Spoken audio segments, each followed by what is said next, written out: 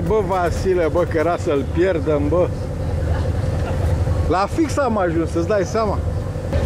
Cum am venit, n-aș și pleca, cred că pe noi n-așteptat. Păi da. Ți-e clar.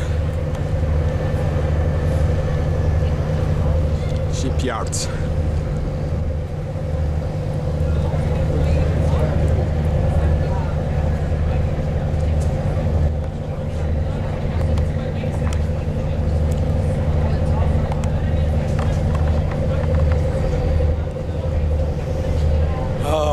Am ajuns după mari greutăți. Băi, Vasile, numai cu 50-60 mergeai, bă, două dracu.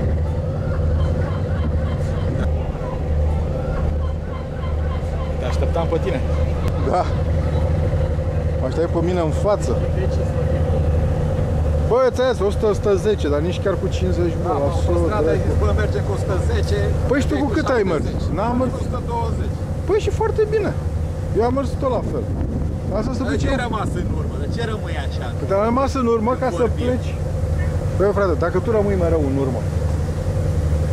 Deci mergeai, deci am zis că mergem cu 100, am băgat 100 de euro. Deci eu am mers cu 100 tot timpul. Tu ai mers cu 50-60 și pe curbă ăla am mers cu 70-80, tu cu 40-30. Și ai zis, bă, să duci dracu în față, să nu te mai am în față să frânezi brusc, că frânezi înainte de curbe. Mă derutezi. Deci, dacă nu erau curbele alea strânse, cum îi tăiai tu,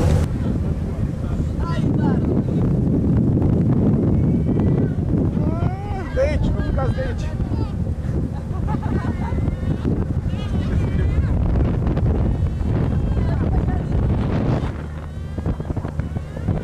Care-o fi casul ăsta, aia sau aia? ce? Asta e casul, uite. Ah, bine, am noroc.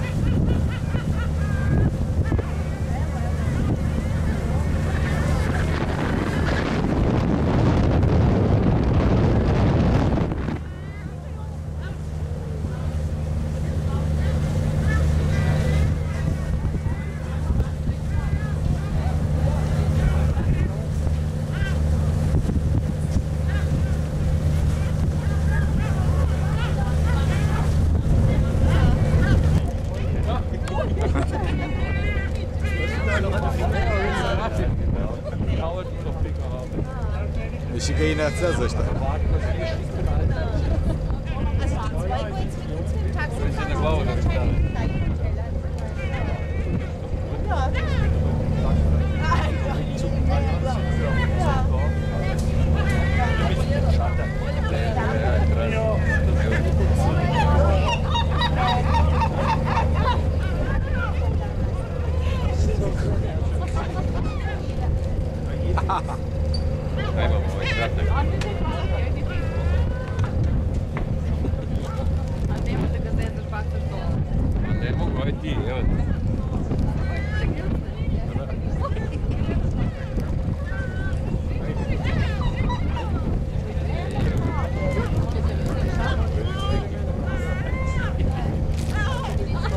Cere, mă! Au!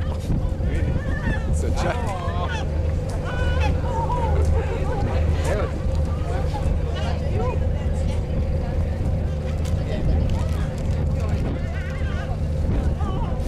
Interesant!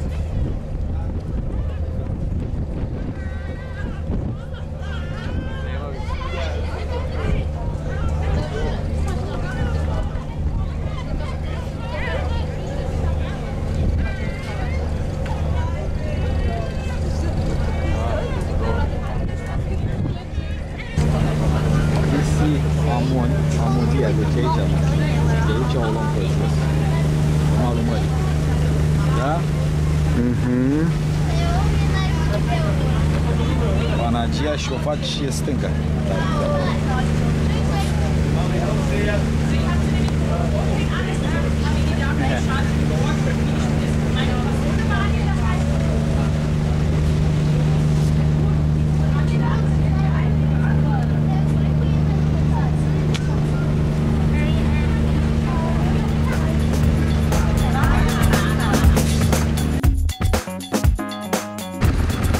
Am ajuns în Tasos.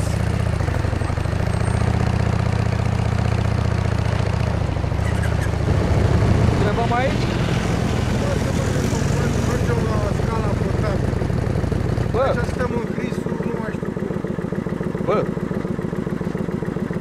să întrebăm așa, ca idee, e camera. Păi tot merge ca să ne plimbăm? Uite și aici e cazare. Undeva spre plajă, mă. Plaja e în partea asta.